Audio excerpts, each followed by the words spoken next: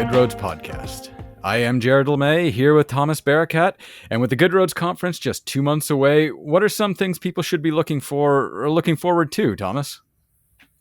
Well, Jared, I think the only thing I would say right now is looking forward to the speaker that we're going to be speaking with today, and that's Mr. Kenn Beer.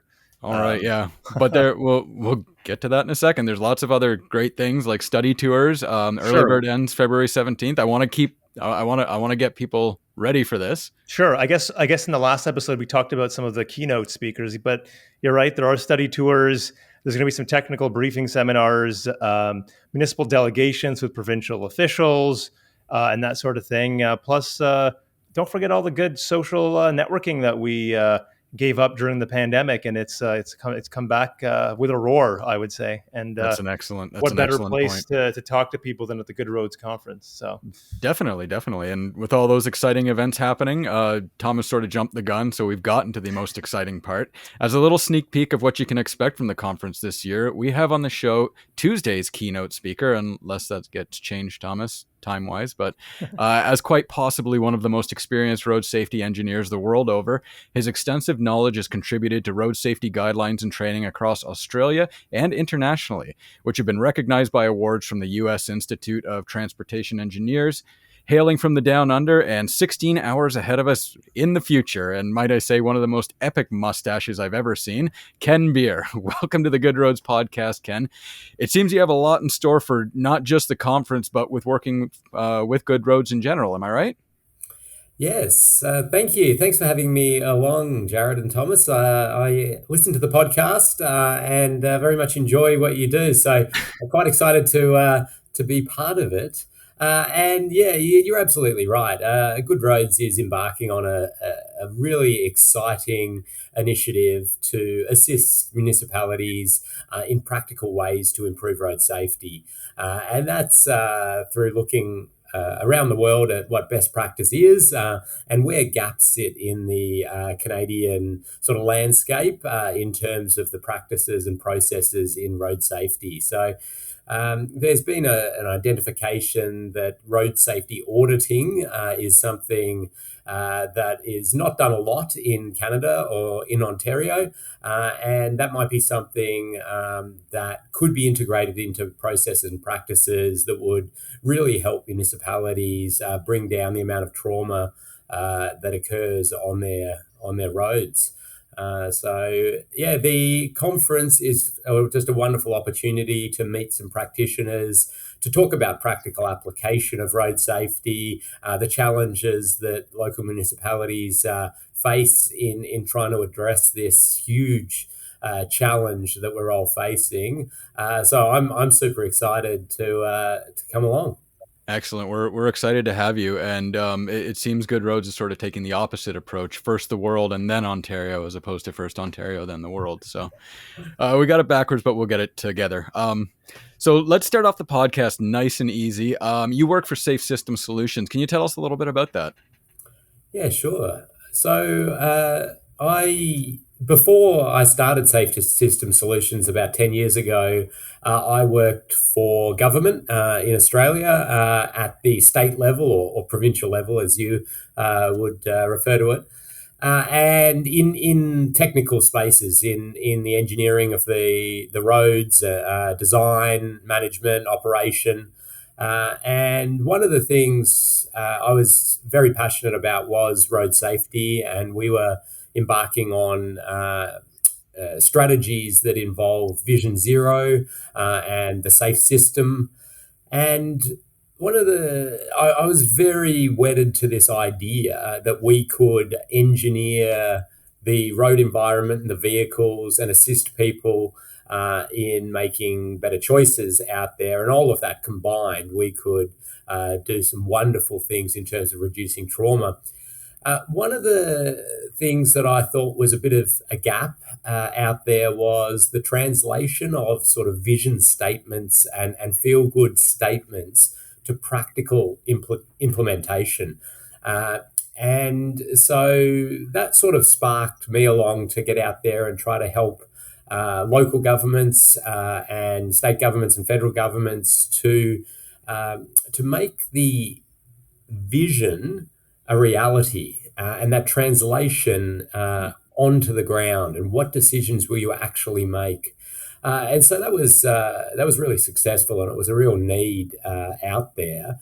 And so quickly brought in a lot of good engineers, road designers, road safety auditors, and we were working on hundreds of individual intersections and lengths of road and redesigning them and creating safer environments. But we realized pretty quickly that, we're sort of only scratching the surface with the individual projects, and we need hundreds of thousands of engineers, road designers, technicians out there with skill sets to be able to implement this at local levels. And so really embarked on the idea that we should focus some of our attention on capability and capacity building in road safety engineering, technical design with a safe system lens, and so have gone about developing a series of training courses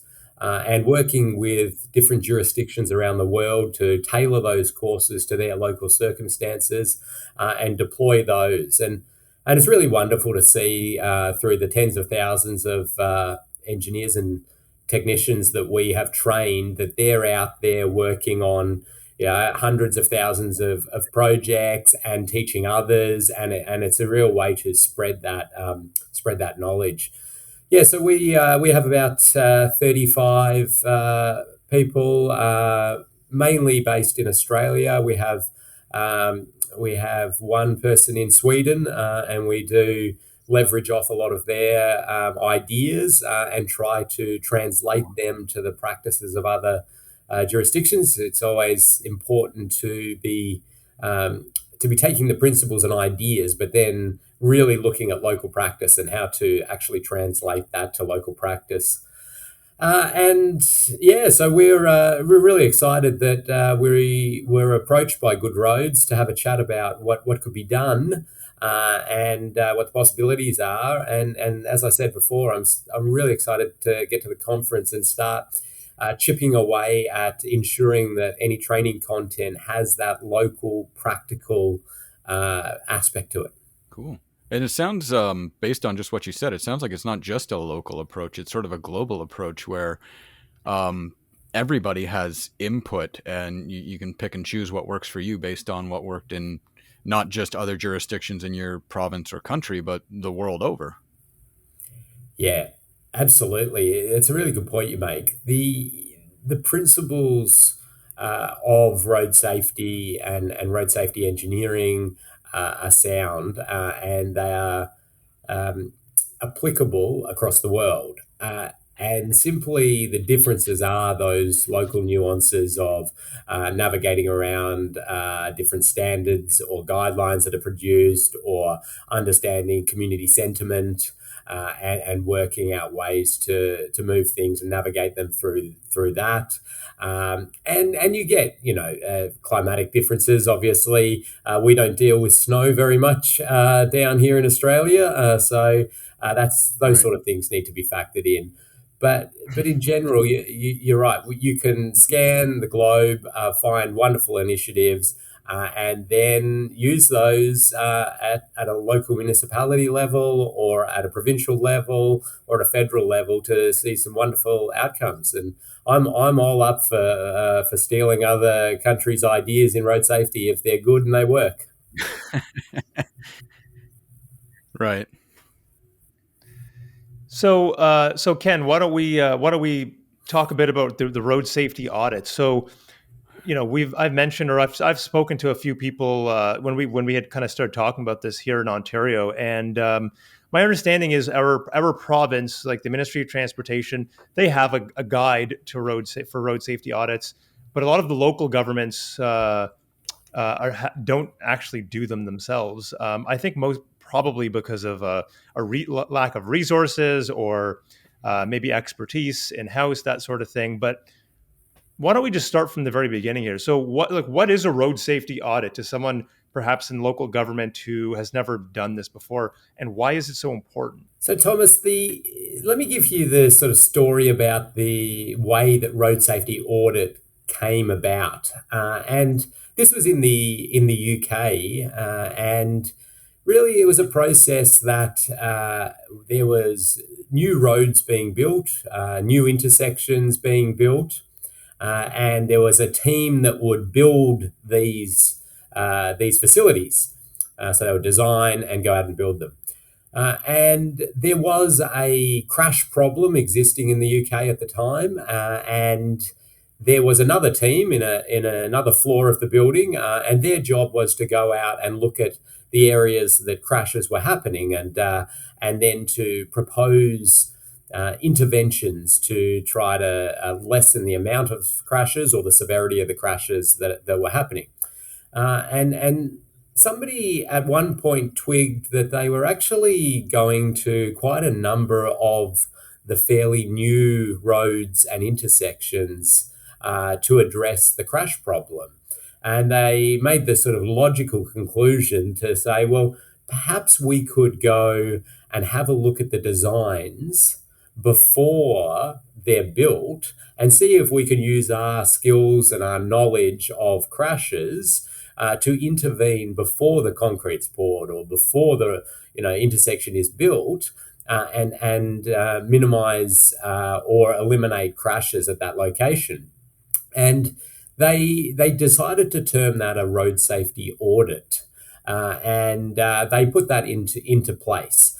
And it's evolved from there to be able to be used on existing roads. But the idea is that there is an independent set of eyes with a absolute safety focus that look at designs of new facilities or existing intersections or roads, and then come up with treatments that have sort of proven benefit, but are very much looked at through the lens of that local knowledge of the area as well. So that then from the UK sort of quickly spread to a number of the European countries, to Australia and New Zealand that adopted it very early on. So we're talking sort of almost 30 years ago now, and it's progressed along. It's had tweaks along the way and different improvements to the process. And then it's sort of spread to most of the world that uses road safety auditing in the process of design of new roads, in assessing existing areas of concern from a risk perspective of the road network, and providing that expert, as I say, lens of road safety onto all of those projects. Cool. Wow. So it sounds like this is not just a reactive solution, but proactive first and foremost. But it does have like a reactive component to existing roads, which makes it a very, very useful tool. I see. Yeah, you're right there, Jared. It's quite adaptive in the sense that it can be used on a design where you're proactively trying to minimize risk. It is a risk assessment methodology sort of in its own right, but it's got a very particular way that you go about that risk assessment process and mitigation measures. So it's got that aspect to it. And then in the sense of if you've got an intersection or a length of road where you either have a crash history or you have a concern, you believe the risk is high, you can go in there and use the road safety audit process, and you're able to then identify possible treatments and move those through a process to see some change on the ground. Wow. And I know a lot of our listeners are more of a rural municipal sector. With the versatility of this, I'm guessing between rural and urban roads, it makes no difference. That's right. The process is the same. And one of the big advantages when we work with municipalities and skill up engineers or technical officers or road designers within municipalities is that they learn the process and then they learn some foundational building blocks. But what it then relies on is their sort of local knowledge of the use of that road, the use of that area, and so it's super applicable to rural, urban, you know, big cities, small towns. It's really fantastic from that sense because it relies on the skills and knowledge of people out there looking at that specific environment. It's not just taking a generic answer and trying to cram it into whatever road environment is out there. That's awesome. That seems to be what makes it so versatile, is that you're not, yeah, like you're saying, it's not a one size fits all type deal. It's Right. it really covers everything, based on the knowledge of the people in the area who are assessing the situation. And so, Ken, the guide that you're developing with Good Roads, can you tell us a little bit more about that? And maybe more, so maybe even like, maybe why don't we take a step back? Now, I could be wrong, but I was told that you played a big role in the development of a similar guide in Australia. I think it was, and I'm not sure if it was also New Zealand, but Australia. The Uh, Ostroads guide, if I'm the not Ostroads mistaken, right? guide. I think that's what I was told. Maybe we should have fact checked that before we asked Ken. But I fact checked it. yeah, can you tell us about the guides, the road safety audit guides that you've developed in the past, and the one that you'll be developing with us? Yes, and I'm here to do the fact checking. Correct, it was the Ostroads Guide, and I've been involved in the past three updates of the Ostroads Guide with quite a number of other professionals who sort of have wonderful expertise in road safety auditing, and they've been doing a lot of the work there. But what we with Good Roads has asked for us to have a look at, could a guide be developed that would assist municipalities in implementing this process and seeing some of the proven gains that we see from road safety auditing. Well, I mean, we know from US studies, from studies in Australia and New Zealand, and some European studies that you can see reductions in death and serious injury sort of in the ranges of 15% to 45% on projects where they are subject to a road safety audit. So we know that they're really beneficial. They're relatively low cost in the process. There may be some infrastructure cost in recommendations, but even with all of that, if you factor it into a benefit cost ratio, most of the studies out there see benefit cost ratios of 5 to sort of 35. I was looking at one study the other day. So for every dollar invested in road safety audit and the process of implementation, we're seeing up to $35 return to the community in terms of savings in death and serious injury and the associated damages. So the process is wonderful. It's sound. It's proven.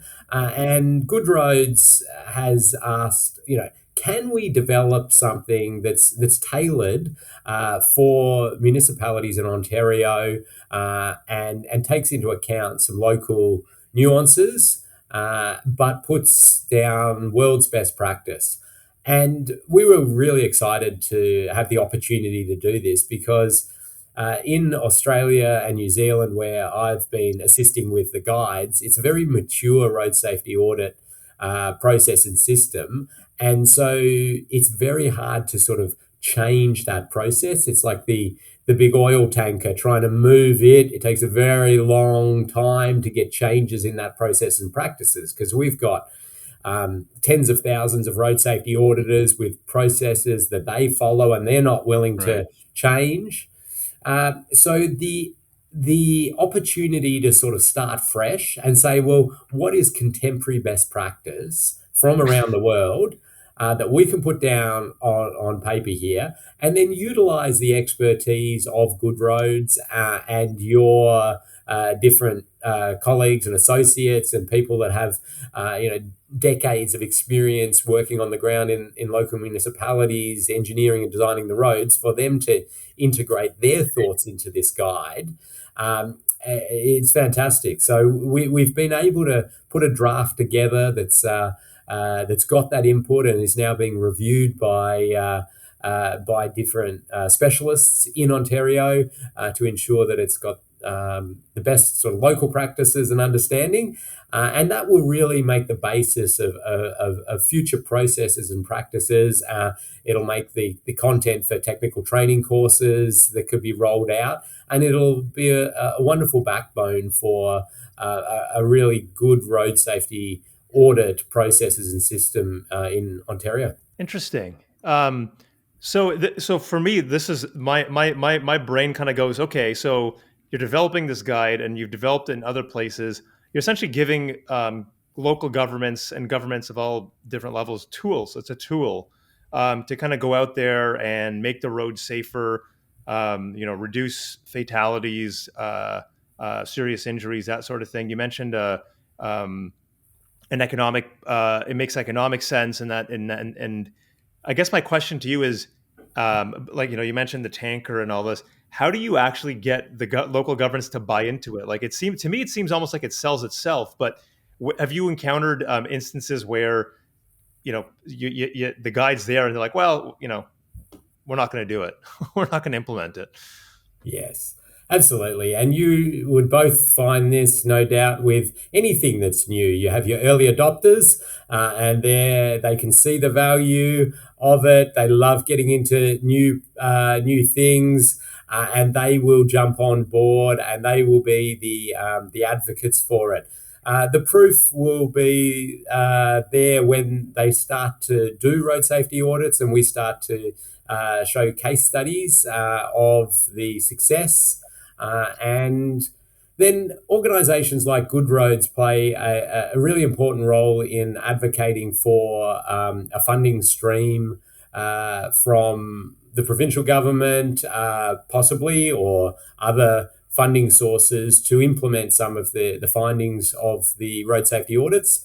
And as you see, municipalities getting funding for improvements to keep their community safer, other municipalities start to say, well, why aren't we doing that? And then start to get on board. So yes, naturally, we'll have some municipalities that are slower to get on board, and that's the way with anything. But we will continue to push it along with those early adopters, then get the big wave of municipalities, and then maybe a few might need to be brought along kicking and screaming. But we hope that's not the case. But the value of them is proven. Terrific. All right, so I know with Good Roads we've been doing a lot of work with road safety. We've since I've started here, we've been discussing a lot about joint and several liability. I'm not sure if you're familiar with that, but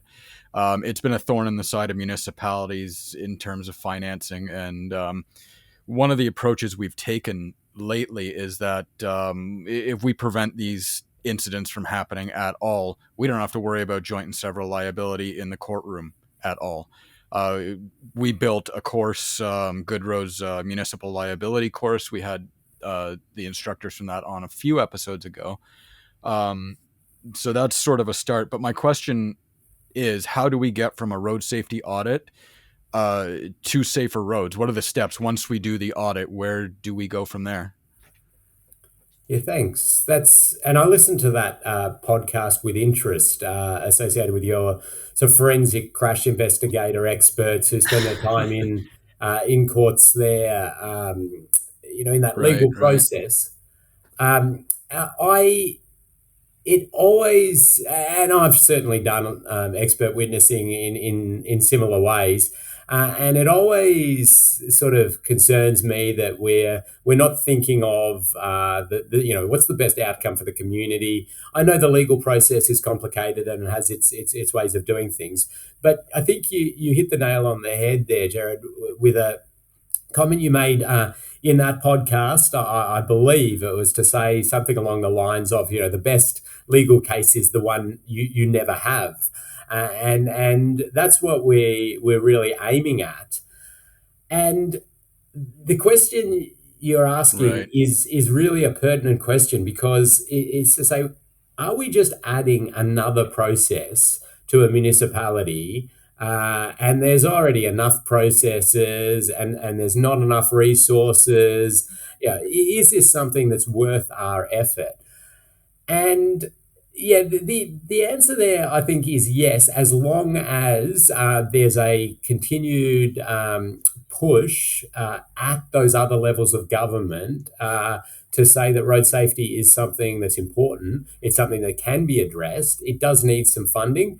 And so the mechanisms of how you go from a road safety audit to actual lives saved is actually quite simple.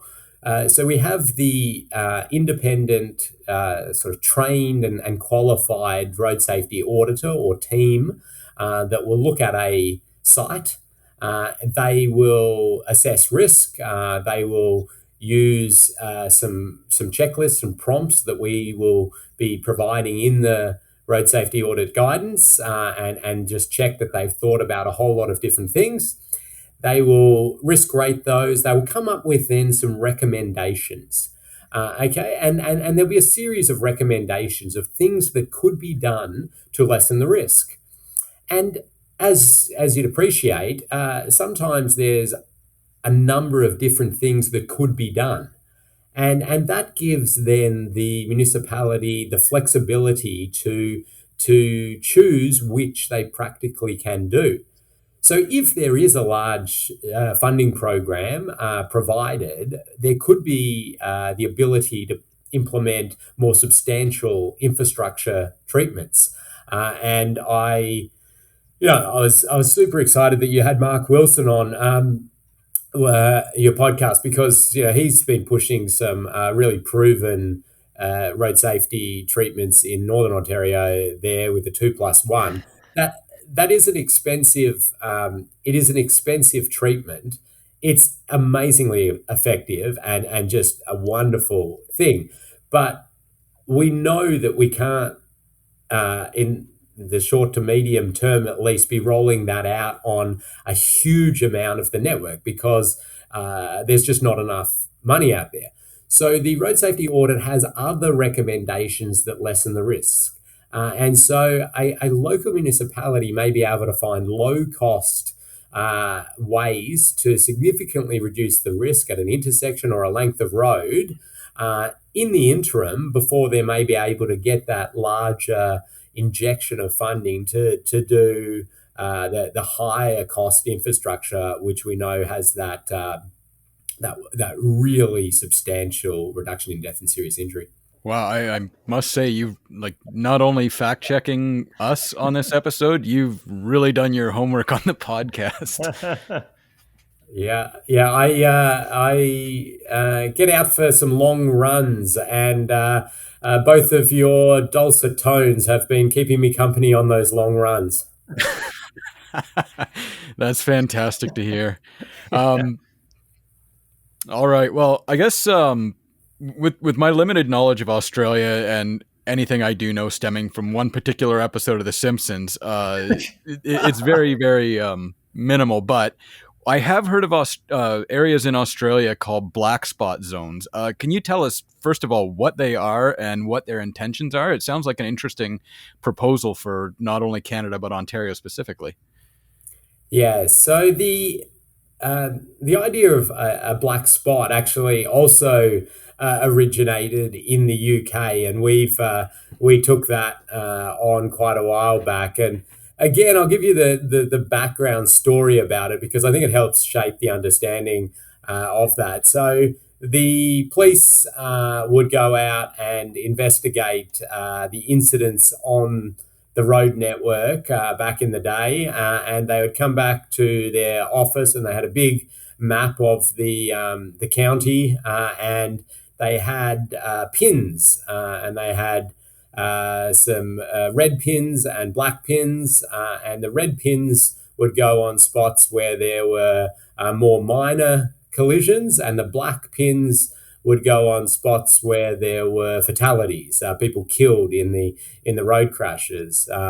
And then they'd simply stand back from that map and they'd look at the clustering of black spots, and then would work with the engineers to say, well, can we re-engineer that intersection or that length of road, or do we need to do enforcement activities, or are there other interventions that we might need to do?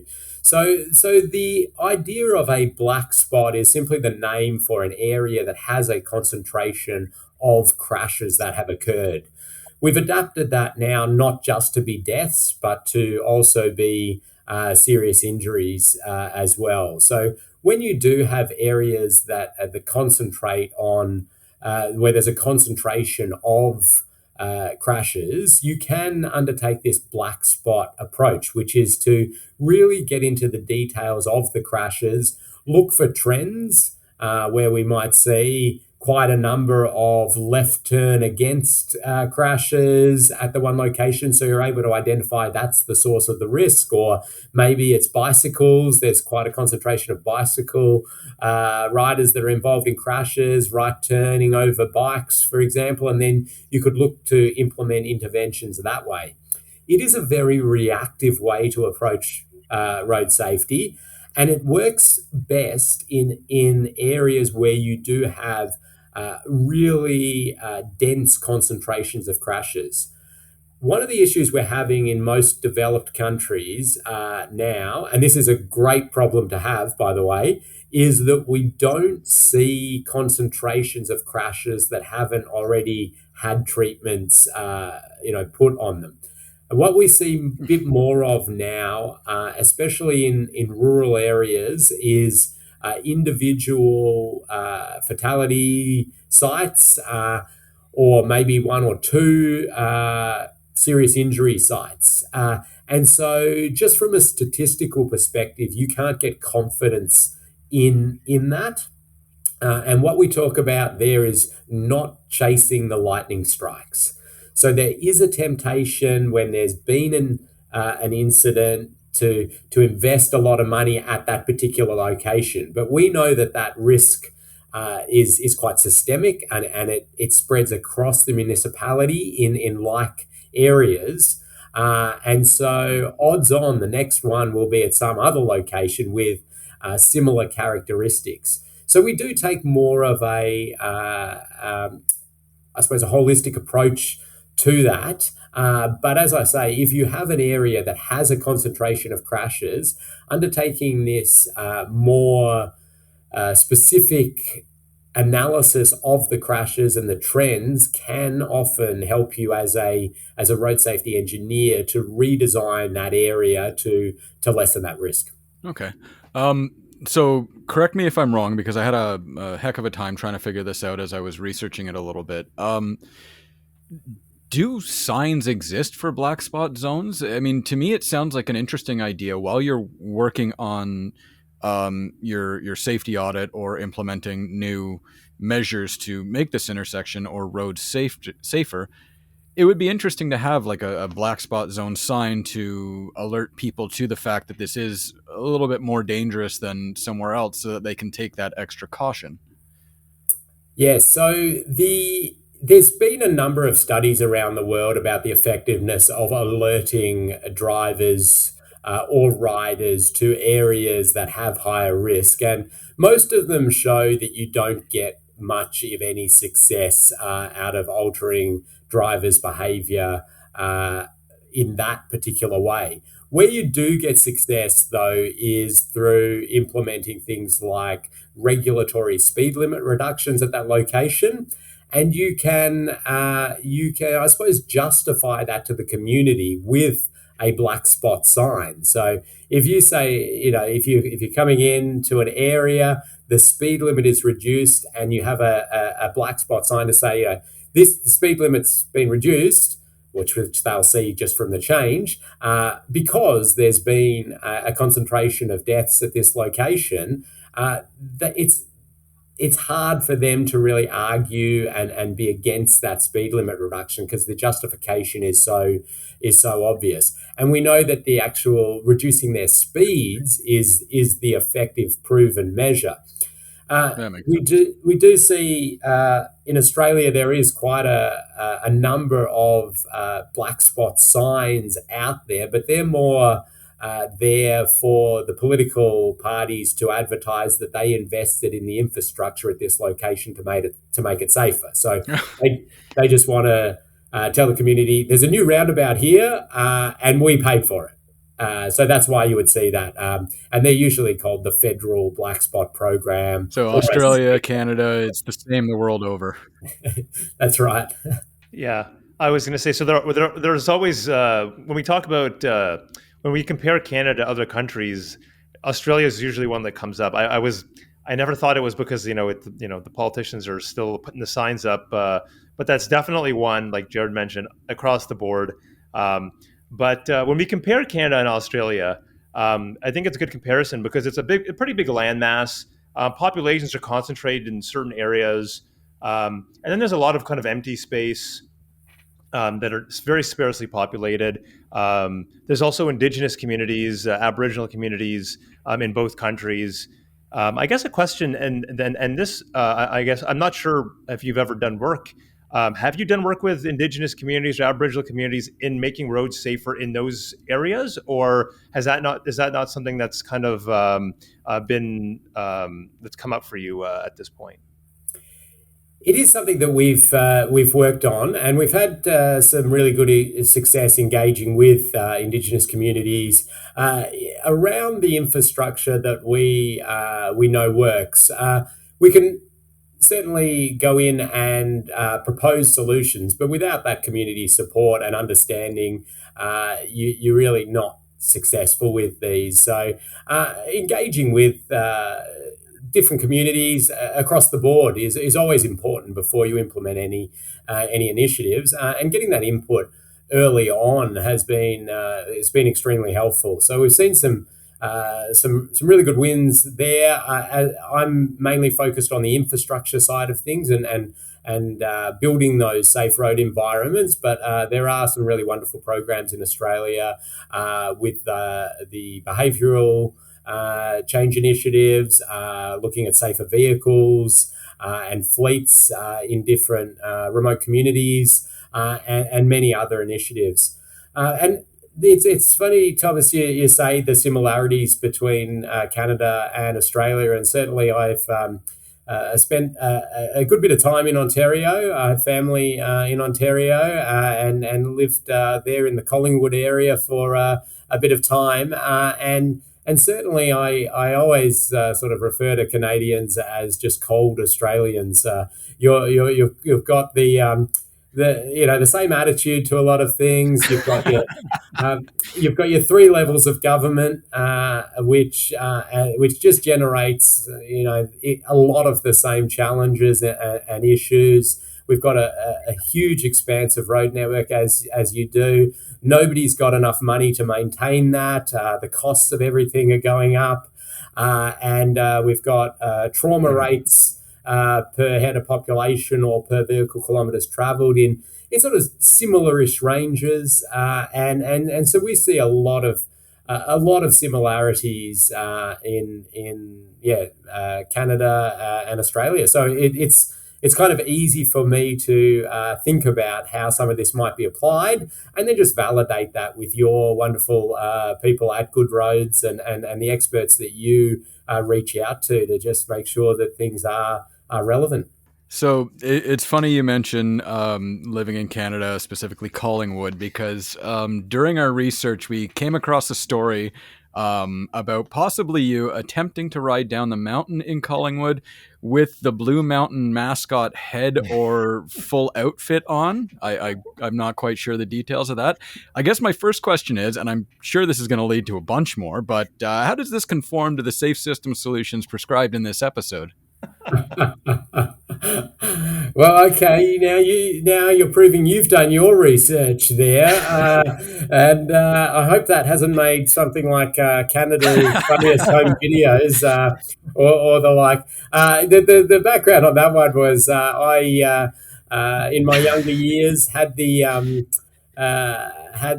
job as the Blue Mountain Bear up there at Blue Mountain, and my job was to dance around the village, get the photos with the kids and the families, and keep people entertained on the weekends. And many funny stories out of that one. But as you might know, during summer the mountain is used for mountain bike riding. And during a little bit of quieter time, I went up the chairlift with a group, and one of them Right. suggested in my big mascot costume that I ride down on their bike, and I thought, oh, that sounds good, and it'll be entertaining for people. So I took the easiest run available, and I got on their bike and slowly went down, and it flattens out on the approach to the chairlift line. And I thought I'll get up a bit of speed and I'll do a skid and entertain the crowd. So I'm there with my massive head and my massive paws and this big outfit, and I get up some speed and I hit the brakes. But there's a little trick here. In Australia, the back brake is the left brake on a bike, and the front brake is the right brake. So I naturally slammed on the left brake as hard as I Oh could. no. And well, next thing I remember was sitting up, the chairlift crowd of 100 mountain bike riders cheering, and me trying to scramble to find my head and my arm, and then get somebody's mangled bike back to them. But the safe element to it was, though, that the head is built around a helmet, so I was wearing a helmet as I came down the mountain. Thank God for that, right? Yeah. Wow. So you did all that and you lived to tell the tale and then devoted your life to safety. I see this all kind of comes together. Yeah, yeah. Well, I suppose actually, Thomas, the part to sort of bring that back is that we know in our younger years we've all done some risk taking things, and we see that play out on the roads as well. And what we're trying to do is create a holistic system with the infrastructure, the speeds, the people, and the vehicles that accepts that humans make mistakes and things will happen, but they shouldn't result in people being killed or seriously injured. So there you go, linking that one directly back to road safety for you. Yes, not being killed for mistakes, just getting tossed down a mountain, apparently. But no, that's an absolutely incredible story, and honestly, probably a good spot to begin wrapping up. But before we do, is there anything you want to leave our viewers with before you speak at the conference this year? Well, one of the things I would like at the conference is to talk to lots of local practitioners about their particular sites and areas of concern. I really want to avoid sort of high level vision style statements where we have local practitioners walk out and think, well, that's all great, and I agree with all of that, but I've got an intersection here that hasn't. I've got concerns on, and I want some actual solutions. So I really encourage anybody out there that's coming along to the conference to bring along some ideas and some thoughts around some specifics and have a chat with me. I'll buy you a beer and we'll sit down and we'll talk that through in the specifics. And anybody who's not coming along to the conference, I suggest you reconsider that and do get yourself a ticket, come along, and we can talk some real specifics about your local road network and how to make it safer. All right, that's awesome. You heard him, everybody. Grab a ticket for the conference and come out and corner Kenn, get him talking about how to make your roads safer. So if you want to hear more about that, join us February 16th. It's not February. We're in April 16th to 19th. I wrote that down wrong. Force a habit. Join us April 16th to 19th at the Good Roads Conference, where Kenn will be discussing safer roads, road safety audits, and a lot of other road safety measures that Good Roads will be attempting to implement in the future. Further to Kenn, there will be a whole host of other awesome and interesting events at this year's conference, from our now sold-out trade show to a handful of incredibly exciting study tours, which I hope to be able to provide a preview of one at the end of February for everybody. So stay tuned on our YouTube channel for that. To get all the information on the goings-on of the conference or to register for the conference or study tours, please visit goodroads.ca/conference. Early bird rates end February 17th, so get on that. And you must be registered for the conference to take part in the study tours. Be sure to follow us on Twitter, Facebook, LinkedIn, and Instagram for up-to-date information on everything happening at Good Roads. And if you're watching this on YouTube, give the video a thumbs up. Remember to subscribe, because it's not just the podcast that goes up here. We offer a ton of great content to help you run your municipality as efficiently as possible. Also, leave a comment and give us your feedback. We'd love to hear from you. If you have any questions for Kenn, let us know. We'd be glad to pass them on. And until next time, everybody, take it easy.